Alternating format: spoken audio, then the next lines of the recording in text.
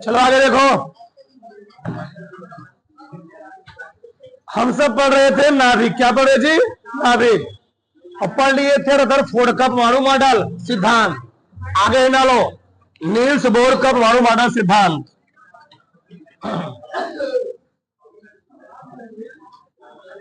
Niels Bohr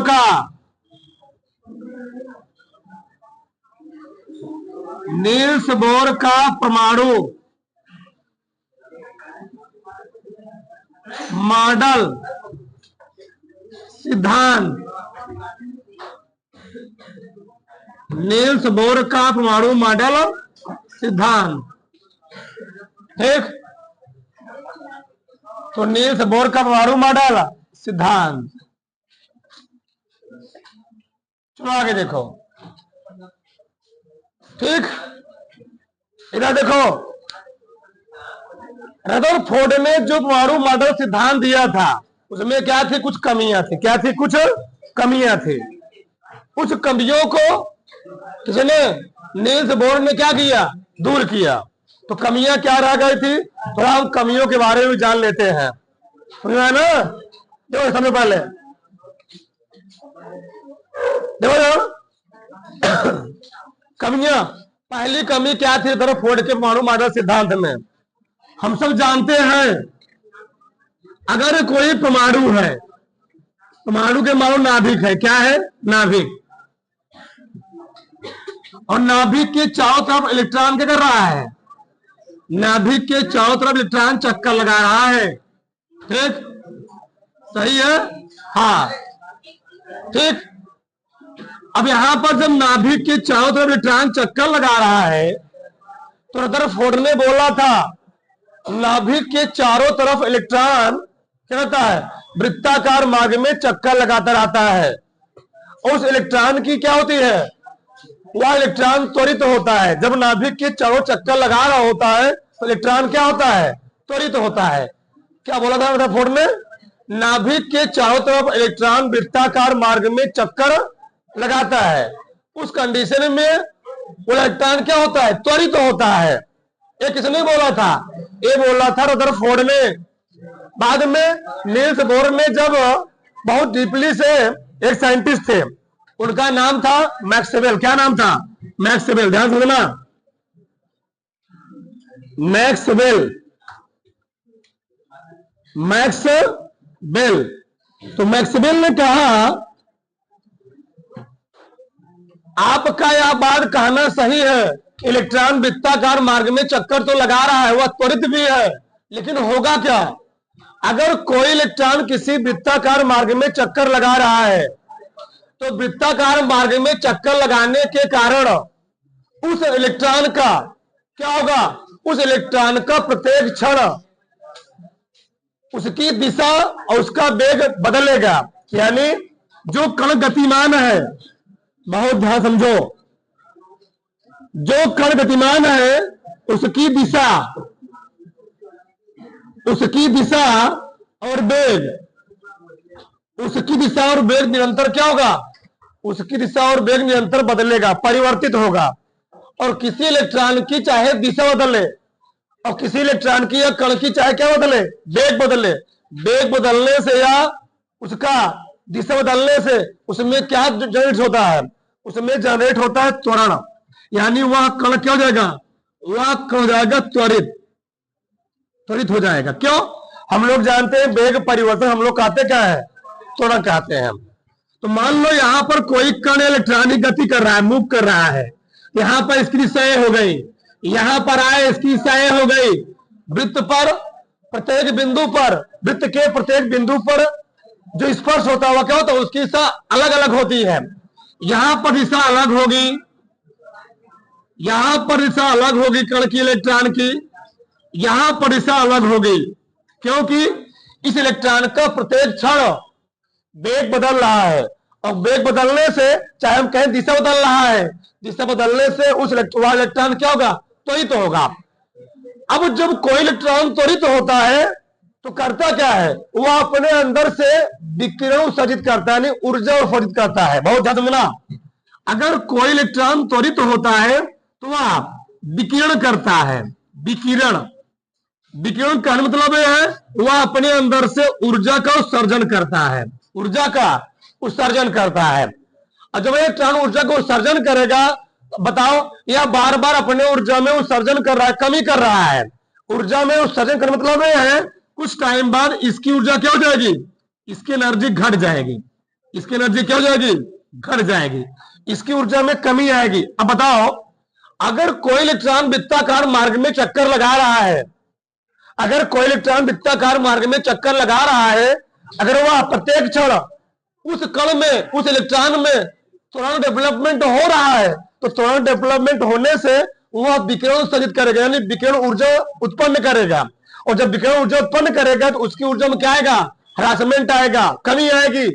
जिस प्रकार से हम लोग खाना खा लेते हैं तो क्या हमको जीवन पर्यंत एनर्जी मिल जाती है, कुछ टाइम के लिए 5-6 घंटे के लिए हम लोग क्या होते हैं, एनर्जेटिक होते हैं। मतलब 5-6 घंटे तो हम लोग अच्छे से काम कर सकते हैं, 5-6 घंटे के बाद क्या होगा, हमारा पेट कहने लगेगा बस अब चाहिए हमको भोजन की आवश्यकता है। उसी प्रकार से जब कोई इलेक्ट्रॉन किसी वृत्ताकार मार्ग में चक्कर लगा रहा गति कर रहा है, यह प्रत्येक क्षण अपनी ऊर्जा में कमी करेगा, और ऊर्जा में कमी करते करते जो इलेक्ट्रॉन वृत्ताकार मार्ग में चक्कर लगा रहा था उसकी ऊर्जा में कमी आए, क्या आएगी, कमी आएगी।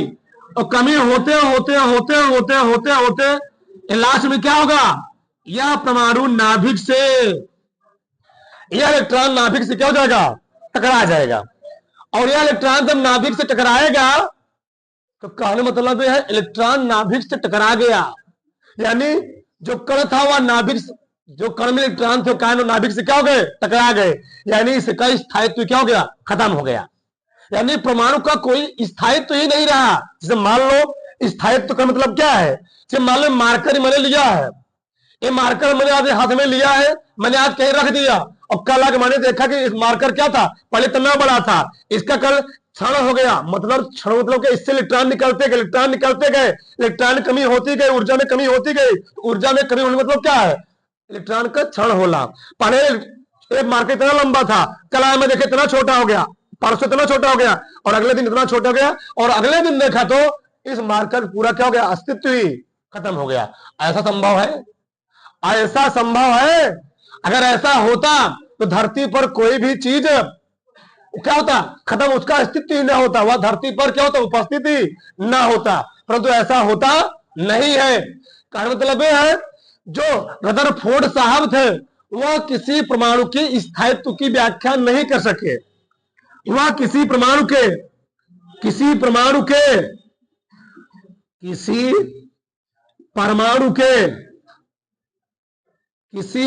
के स्थायित्व की व्याख्या नहीं कर सके। स्थायित्व की व्याख्या नहीं कर सके। कौन, रदरफोर्ड साहब। ये पहली कमी थी। पहली कमी क्या थी, नहीं कर सके, ठीक है ना।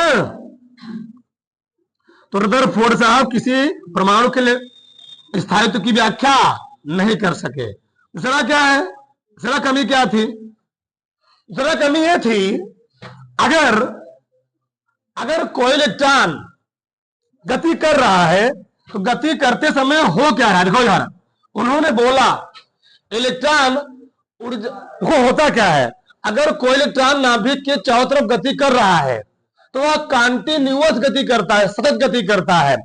सतत गति करने मतलब यह है जो इसकी स्पेक्ट्रम प्राप्त होती है। मान लो ये नाभिक है, क्या है, नाभिक है, इस नाभिक के चारों तरफ इलेक्ट्रॉन कोई गति कर रहा है, तो इलेक्ट्रॉन जब गति करता है तो वह सतत गति करता है। सतत गति करने मतलब यह है, बहुत ध्यान से यहां पर दो बात, सतत गति करने मतलब यह है जो इलेक्ट्रॉन यहां गति कर रहा है उसका जो स्पेक्ट्रम प्राप्त होगा वह सतत होगा, कंटिन्यूअस होगा। सतत मतलब मान लो अभी इलेक्ट्रॉन यहां था, इसका स्पेक्ट्रम नहीं मिला, अगली बार इसी सटा हुआ हमको स्पेक्ट्रम मिलेगा, इसी सटा हुआ स्पेक्ट्रम मिलेगा। अगला स्पेक्ट्रम जो मिलेगा इसी सटा हुआ क्या मिलेगा, इसका स्पेक्ट्रम मिलेगा। मान लो ऐसे ही सतत, कंटिन्यूअस, ये क्या है, कंटिन्यूअस। चलो हमने बता दिया कंटिन्यूअस है।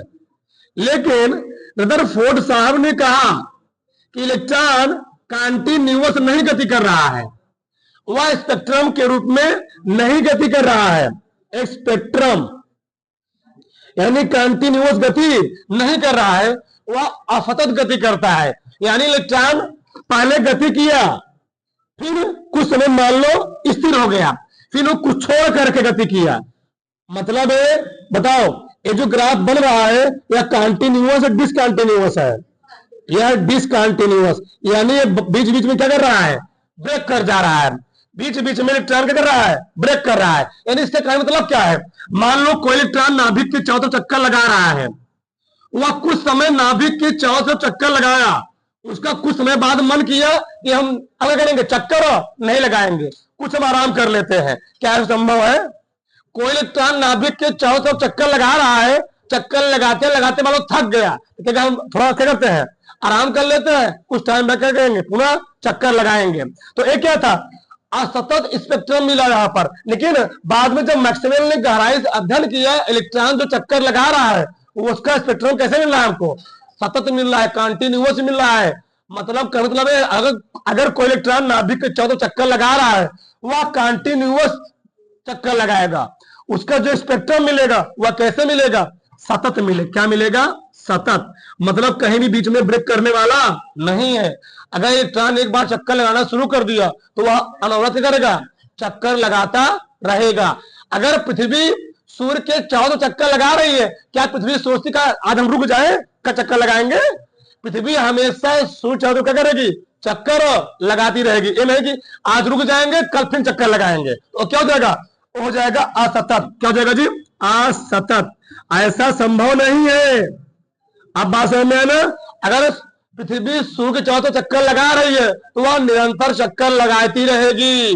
तो सूर्य मालूम नाभिक है, सूर्य क्या है, नाभिक है, और पृथ्वी क्या है, इलेक्ट्रॉन है। क्या है, इलेक्ट्रॉन है। ये तो कमियां थी। यानी इसमें क्या बोले उन्होंने, इलेक्ट्रॉन नाभिक के चारों तरफ, इलेक्ट्रॉन नाभिक के चारों तरफ असतत स्पेक्ट्रम के रूप में चक्कर लगाता है,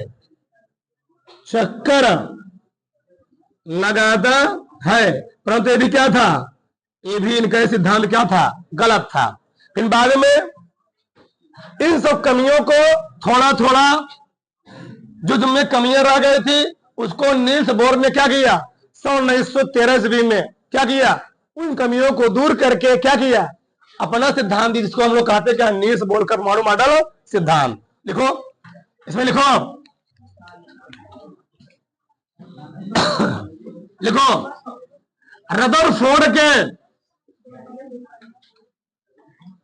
रदरफोर्ड के परमाणु मॉडल, रदरफोर्ड के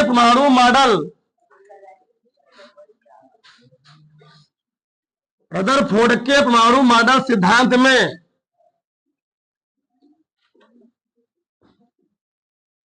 कमियों को, रदरफोर्ड के परमाणु मॉडल सिद्धांत में कमियों को सन 1913 ईस्वी में, रदरफोर्ड के परमाणु मॉडल सिद्धांत में कमियों को सन 1913 ईस्वी में नील्स बोर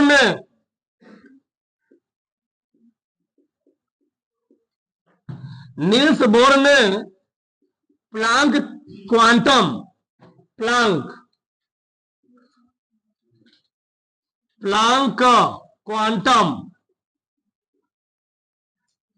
सिद्धांत के आधार पर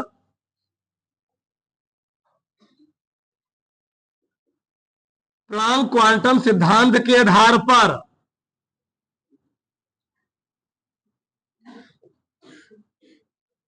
दूर करके एक नियम दिए, जिसे नील्स बोर का नील्स बोर का परमाणु मॉडल सिद्धांत कहते हैं। परमाणु मॉडल सिद्धांत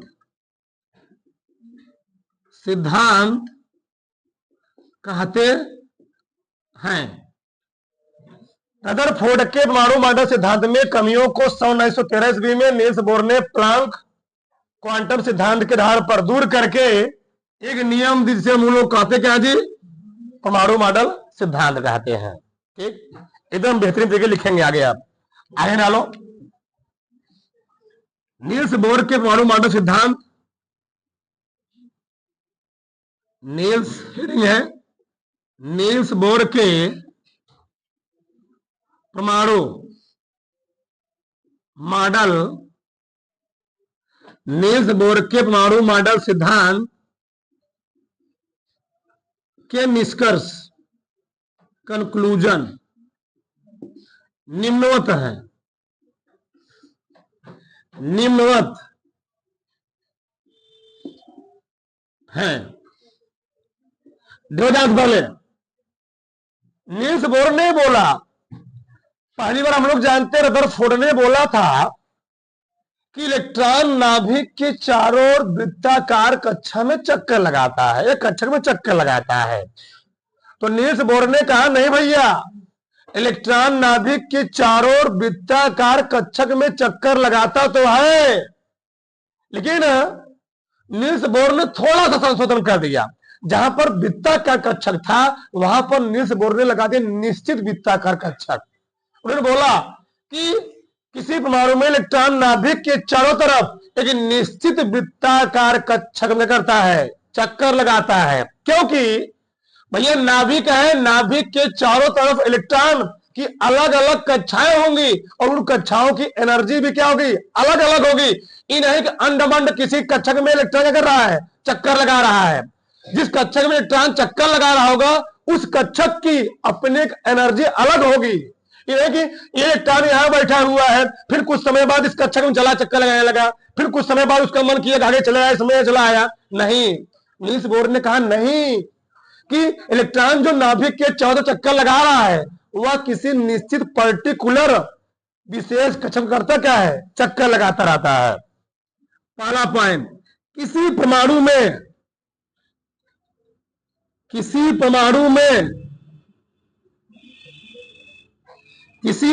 इलेक्ट्रॉन नाभिक के चारों ओर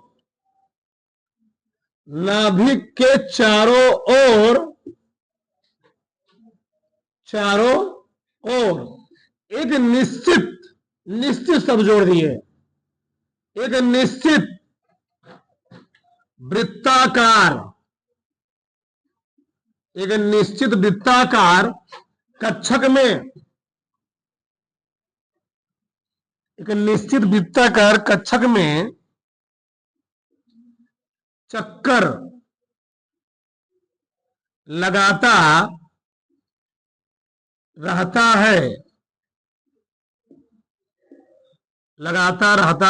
है। एक इन कक्षकों को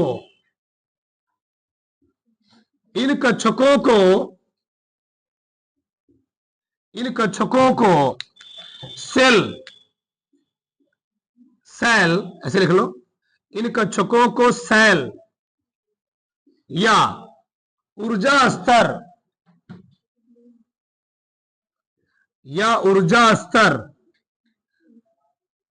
कहते हैं। कई नाम हुए इसके, 3 नाम। पहला नाम क्या है, कक्षक चाहे बोले, चाहे सेल बोले, चाहे क्या बोले, ऊर्जा स्तर बोले।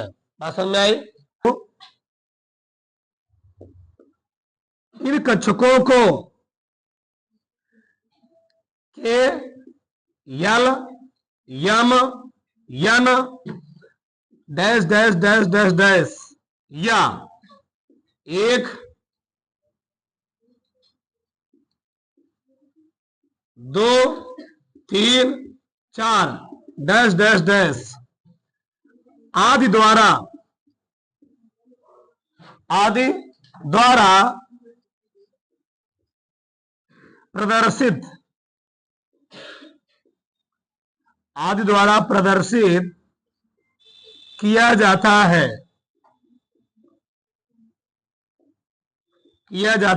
है, दूसरा पॉइंट है। मतलब हम इन कक्षकों को किससे दिखा सकते हैं? के एल एम एन या 1 2 3 4 आदि द्वारा कर सकते प्रदर्शित कर सकते हैं हम।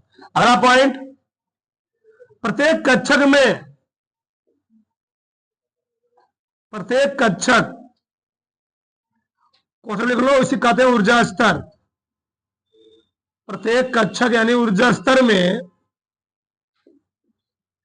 इलेक्ट्रॉनों की संख्या, प्रत्येक कक्षक में इलेक्ट्रॉनों की संख्या, प्रत्येक कक्षक में इलेक्ट्रॉनों की संख्या निश्चित होती है, निश्चित होती है, जिसे 2n² के अनुसार, जिसे 2n² के अनुसार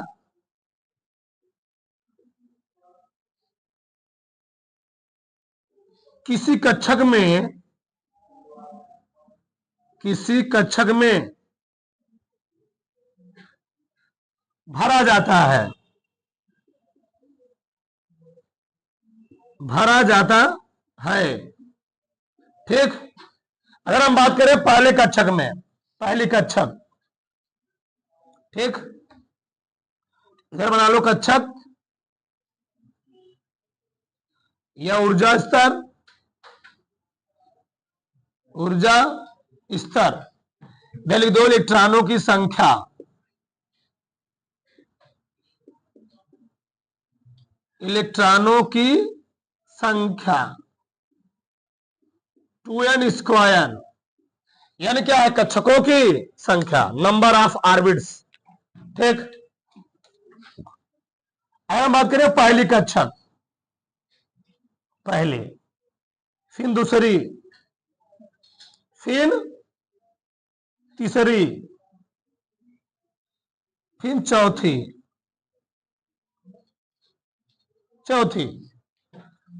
पहली के लिए n का मान कितना होगा? 1, इसके लिए n का मान 2, इसके लिए n का मान 3, इसके लिए n का मान 4। तो 2n² के अनुसार 2 गुणे 1² कितना हो गया? 2, 2 गुणे 2² कितना? 8, नया 32। बात समझ में आई? तो यह होता है किसी कक्षक में इलेक्ट्रॉनों की संख्या, किसी कक्षक में कितने इलेक्ट्रॉन होंगे। बनाओ इसको बराबर से, फिर आगे बात करते हैं, कम से कम 8 पॉइंट बात करेंगे पूरा। अगला पॉइंट लिखो, कौन पॉइंट? चौथा, पांचवा लिखो। नाभिक के चारों तरफ,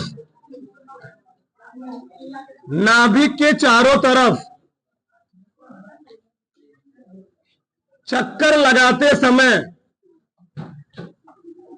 नाभिक के चारों तरफ चक्कर लगाते समय इलेक्ट्रॉन की ऊर्जा,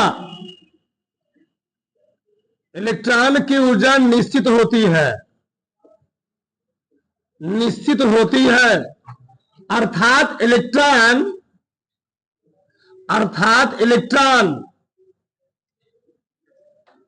नाभिक के चारों तरफ,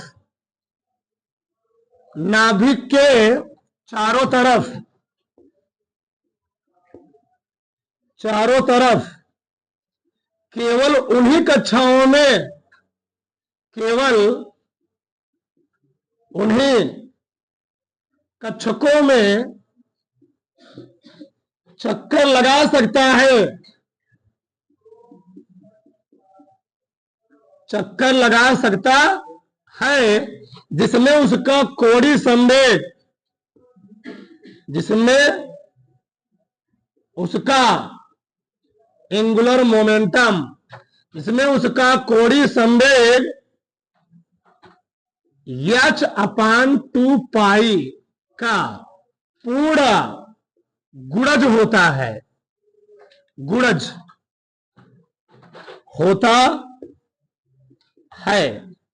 यह बात समझ में नहीं आई होगी तो ध्यान से, मतलब अगर ये न्यूक्लियस है, इसके चारों तरफ कोई इलेक्ट्रॉन चक्कर लगा रहा है, बहुत ध्यान सुनना इस चीज को, इसके चारों तरफ कोई इलेक्ट्रॉन चक्कर लगा रहा है, तो नाभिक के चारों तरफ चक्कर लगाते समय प्रत्येक इलेक्ट्रॉन की ऊर्जा क्या होती है, प्रत्येक कक्षा की ऊर्जा क्या होती है, ठीक। अर्थात नाभिक के चारों तरफ चक्कर केवल उन्हीं कक्षाओं में चक्कर लगा सकता है जिसमें उसका कोई संवेग क्या होता है, h/2 का गुणज होता है।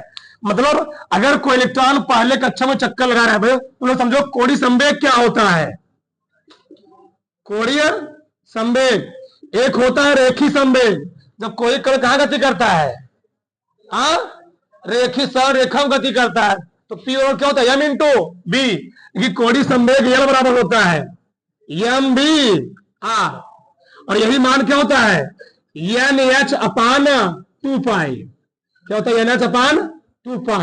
n क्या है, कक्षकों की संख्या, समझा ना। मतलब अगर मान लो, ध्यान समझो चीज को, अगर मान लो कोई इलेक्ट्रॉन इस कक्षा में चक्कर लगा रहा है, तो इस कक्षक में जो इलेक्ट्रॉन चक्कर लगा रहा होगा, उसका जो कोणीय संवेग होगा वह होगा 1 इंटू h/2। इस कक्षक में जो चक्कर लगा रहा होगा उसका होगा 2 h/2। इसमें जो चक्कर लगा रहा होगा 3 h/2। इन्हें क्यों उल्टा सीधा किसी कक्षा में चक्कर लगाए, ऐसे समझो। मान लो जैसे हमने कहा 1 3 कोई इलेक्ट्रॉन है, वह विषम कक्षकों में चक्कर लगा रहा है, तो विषम कक्षक कौन कौन होंगे, 1 3 5 7 9। बताओ, तो इलेक्ट्रॉन सम कक्षक में चक्कर नहीं लगाएगा। मान लो किसमें चक्कर लगाएगा, विषम कक्षक, मतलब जिसमें उसका पूर्ण गुणज होगा। पूर्ण गुण मतलब कौन, मतलब मान लो ऐसे समझो कि मान लो हमने कहा कि 2 का गुणज क्या होता है, 2 हो गया, 4 हो गया, 6 हो गया, 8 हो गया, 10 हो गया, कितना हो गया, 12। मतलब अगर 2 का गुणज 4 है, 6 है, 8 है, तो इलेक्ट्रॉन कभी भी 3 वाले कक्षक में चक्कर नहीं लगाएगा, 5 वाले कक्षक में चक्कर 7 वाले में नहीं लगाएगा, 9 वाले में नहीं लगाएगा। तो नील्स बोर ने कहा कि किसी परमाणु के नाभिक के चारों तरफ इलेक्ट्रॉन केवल उन्हीं कक्षकों में चक्कर लगाता है जिसमें उसका जो संवेग होता है, कोणीय संवेग, h/2 का पूर्ण गुणज होता है। n क्या है, कक्षकों की संख्या। मतलब इस रूप में होगा तभी वो इलेक्ट्रॉन क्या करेगा, चक्कर लगाएगा। अभी नहीं समझना, अब कैसे समझो। मान लो अगर पहले वाले कक्षक की ऊर्जा स्तर है 80 जूल, कितना है, 80 जूल। यहां वाले की है 100 जूल, यहां वाले की मान लो 120 जूल। मतलब जो कक्षकों, जो पहले कक्षकों में इलेक्ट्रॉन चक्कर लगा रहा है, उसकी ऊर्जा कितनी है, 80 जूल। अब मान लो कोई 70 वाला जूल का कोई इलेक्ट्रॉन चक्कर लगा रहा है, तो 70 वाले इलेक्ट्रॉन का कोई कक्षक है, नहीं कक्षक है, तो क्या हो जाएगा वहां से, मतलब वो चक्कर लगाए नहीं, भाग जाएगा कहीं, वो क्या बने, वो चीज कंडीशन आएगा ही नहीं। मान लो अब कोई 100 इलेक्ट्रॉन वाला इलेक्ट्रॉन चक्कर लगा रहा है, 100 ऊर्जा जूल वाला इलेक्ट्रॉन कोई चक्कर लगा रहा है, तो किसमें चक्कर लगाएगा वो, न इसमें किसमें चक्कर लगाएगा, केवल 100 वाले में लगाएगा। किसमें लगाएगा जी, केवल वो 100 वाले में लगाएगा।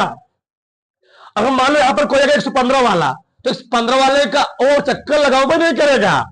अगर उसकी 115 है तो नाभिक के चारों तरफ चक्कर लगाने वाला नहीं है। जो इलेक्ट्रॉन होते क्या होते हैं, वह नाभिक के चारों तरफ क्या होते हैं, एक निश्चित ऊर्जा कक्ष में क्या करते हैं, चक्कर लगाते हैं।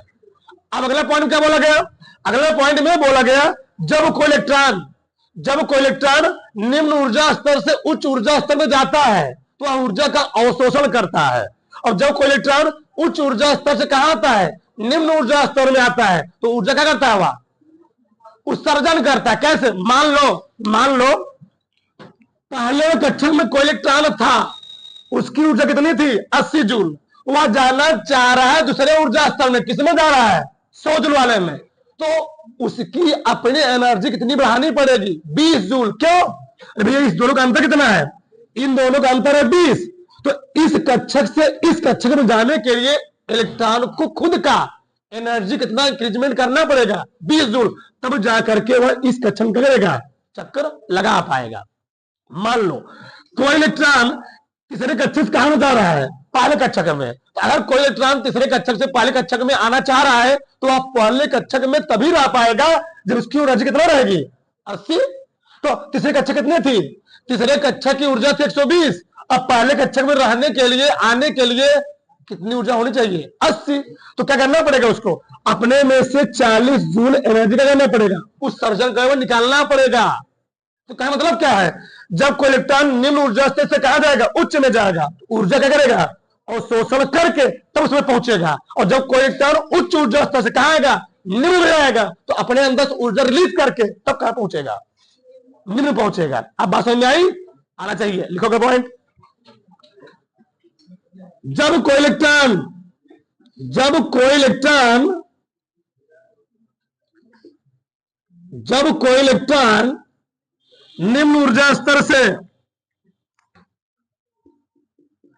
जब कोई इलेक्ट्रॉन निम्न ऊर्जा स्तर से जब कोई इलेक्ट्रॉन निम्न ऊर्जा स्तर से उच्च ऊर्जा स्तर में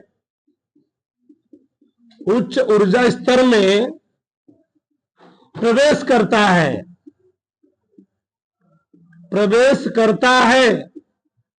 तो वह ऊर्जा का शोषण करता है, तो वह ऊर्जा का अवशोषण करता है। तथा यदि उच्च ऊर्जा स्तर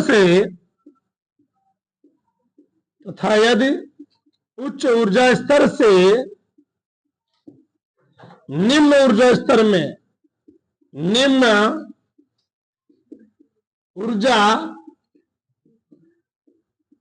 में प्रवेश करता है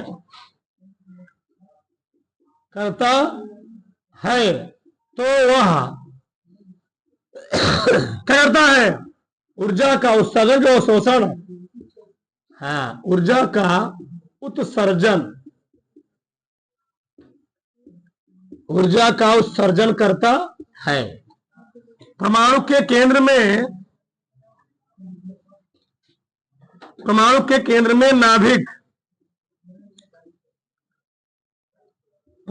केंद्र में नाभिक स्थित होता है, जिसमें धनावेशित कण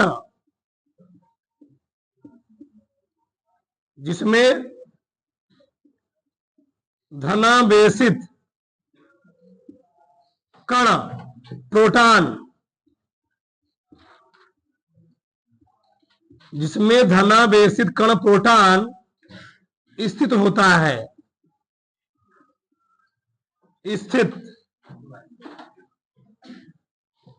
स्थित होता है। परमाणु के चारों तरफ इलेक्ट्रॉन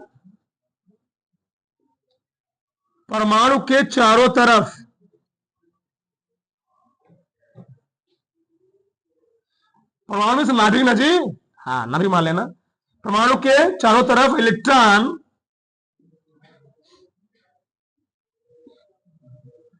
एक निश्चित त्रिज्या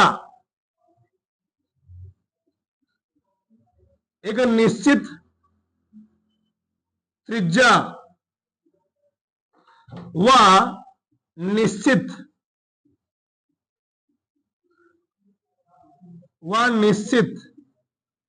ऊर्जा स्तर में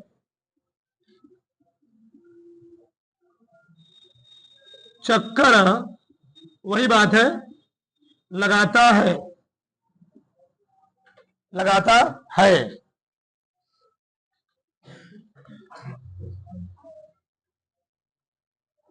कितने पॉइंट हुए हैं, 7।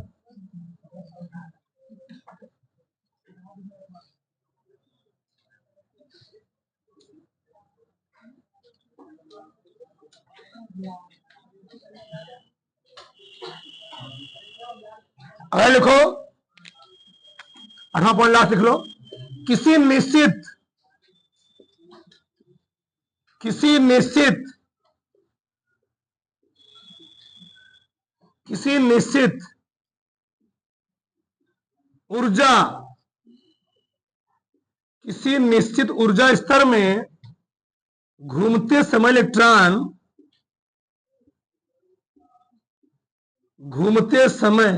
इलेक्ट्रॉन किसी निश्चित ऊर्जा स्तर में घूमते समय इलेक्ट्रॉन ऊर्जा का उत्सर्जन नहीं करते। ऊर्जा का उत्सर्जन नहीं करते हैं। ऊर्जा का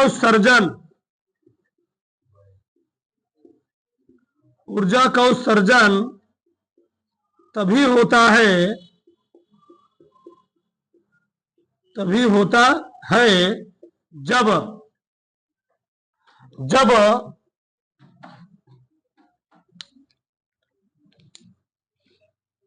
जब इलेक्ट्रॉन एक ऊर्जा स्तर से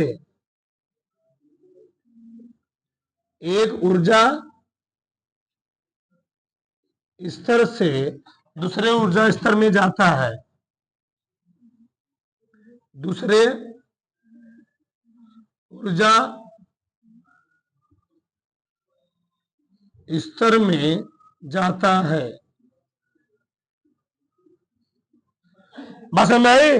तो किसी निश्चित ऊर्जा स्तर में घूमते समय इलेक्ट्रॉन का ऊर्जा का उत्सर्जन या शोषण नहीं करते हैं।